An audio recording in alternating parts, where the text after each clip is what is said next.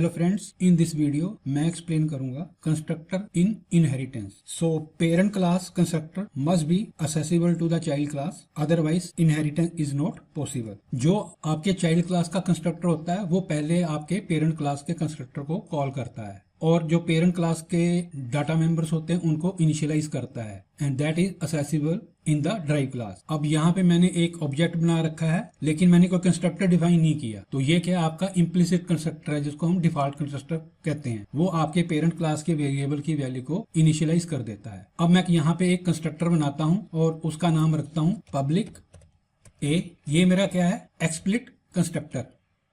और यहाँ पे मैं कंसोल डॉट राइट लाइन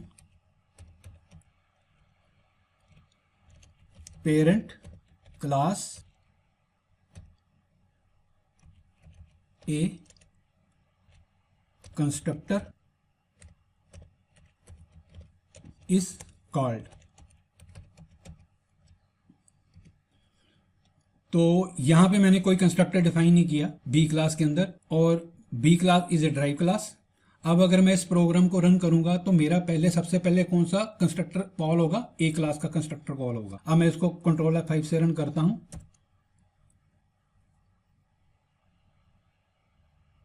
तो parent class A constructor is called. तो जो आपके बी क्लास का डिफॉल्ट कंस्ट्रक्टर है उसने पहले पेरेंट क्लास के कंस्ट्रक्टर को कॉल किया और उसके वेरिएबल को इनिशियलाइज कर दिया। नाउ अब अगर मैं इसको प्राइवेट कर दूं तो अब ये मेरे को एरर देगा कि जो आपके ड्राइव क्लास का कंस्ट्रक्टर है वो ए क्लास के कंस्ट्रक्टर को कॉल कर रहा है, but that is inaccessible due to its protection level. अगर मैं कंट्रोल F5 से रन करूंगा तो ये मेरे को कंपाइल टाइम पे एरर दे देगा।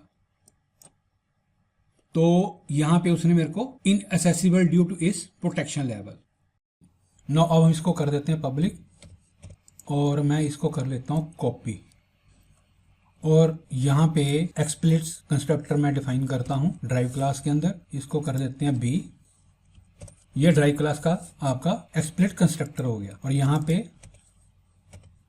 चाइल्ड क्लास बी, यहाँ पे एरर है, यहाँ पे ओवन कंस्ट्रक्टर इज कॉल्ड और यहाँ पे भी कंस्ट्रक्टर इज कॉल्ड। अब सबसे पहले ये वाला कंस्ट्रक्टर एग्जीक्यूट होगा, फिर आपके ड्राइव क्लास का कंस्ट्रक्टर एग्जीक्यूट होगा। अब मैं इसको कंट्रोल F5 से रन करता हूं, आउटपुट देखते हैं। तो यहां पे मेरे को उसने ये वाली आउटपुट दे दी।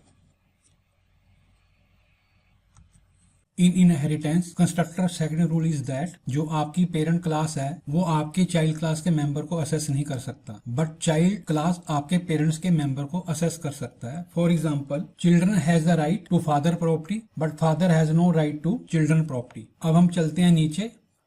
अब मैं यहाँ पे जो बी मेरा ऑब्जेक्ट है इसको मैं बना देता हूँ ए। नो अब जो चाइल्ड क्लास के मेथड्स हैं उनको ए वाला असेस नहीं कर सकता, इसलिए मेरे को ये एरर दे रहा है। अब अगर इसको कंट्रोल F5 से रन करूंगा तो मेरे को ये एरर देगा कंपाइल टाइम पे।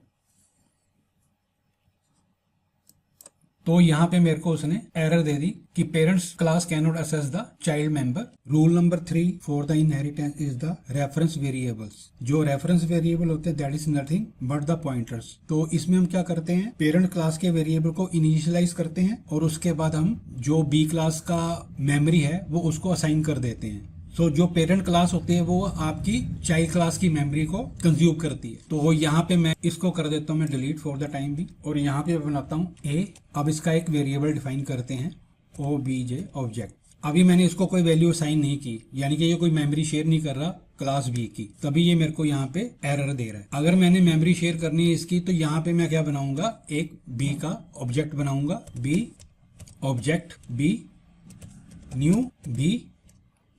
अब बी का मैंने यहाँ पे ऑब्जेक्ट बना दिया। अब मैं ऑब्जेक्ट को बी ऑब्जेक्ट असाइन कर देता हूं।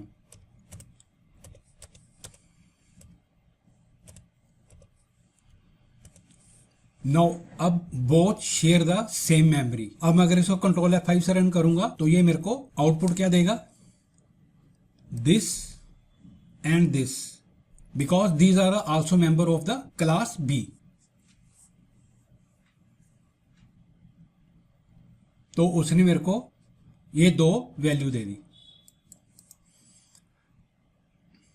अब अगर मैं इनको अनकमेंटेड कर देता हूं तो इस केस में भी जो आपका पेरेंट क्लास का ऑब्जेक्ट है जो मेमोरी शेयर कर रहा है ऑब्जेक्ट बी की, वो कब भी ड्राइव क्लास के मेंबर को असेस नहीं कर सकता। अगर मैं कंट्रोल F5 से रन करूंगा तो ये मेरे को कंपाइल टाइम पे एरर दे देगा।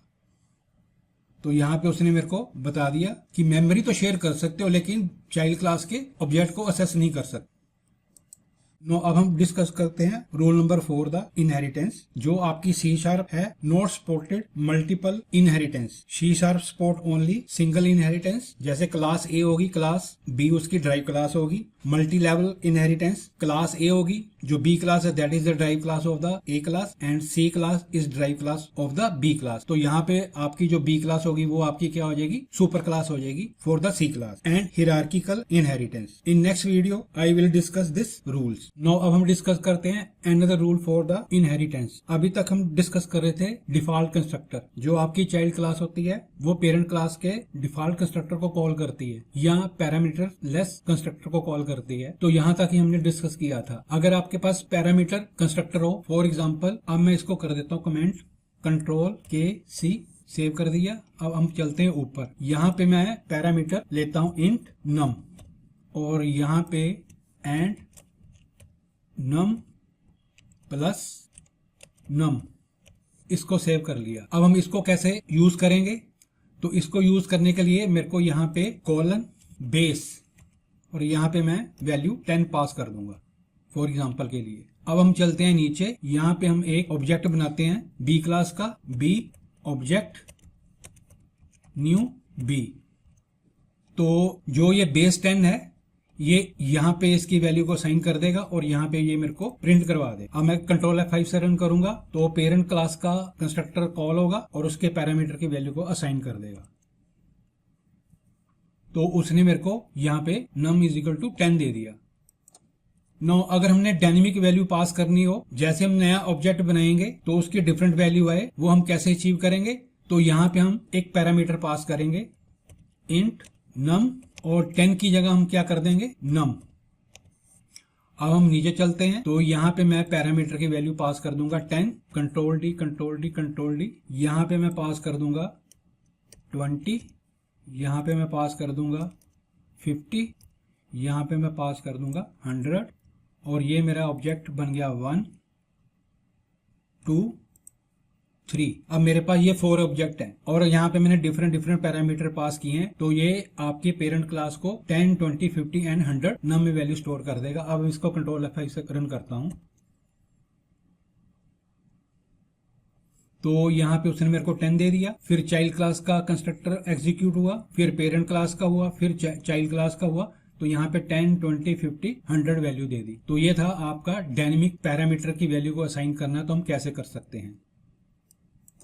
अब हम डिस्कस करते हैं एडवांटेजेस ऑफ इनहेरिटेंस। तो मेन एडवांटेज जो आपका इनहेरिटेंस का होता है वो होता है आपका कोड रीयूजेबिलिटी का। तो हमें बार बार कोड को कट कॉपी पेस्ट नहीं करना पड़ता। फॉर एग्जांपल जो क्लास ए के अंदर हमारे पास डाटा मेंबर्स पड़े हैं उसको कट करके क्लास बी में नहीं डालना पड़ता, हम जस्ट इनहेरिटेंस से उसको रीयूज कर सकते हैं। इससे आपका कोड भी क्लीन रहता है और मेंटेनेंस भी वेरी इजी। अगर आपको ये मेरा वीडियो पसंद आया हो तो please share with your friends in groups, like and comment on this video. Thanks you for watching this video. In next video मैं डिस्कस करूंगा type of inheritance in C#।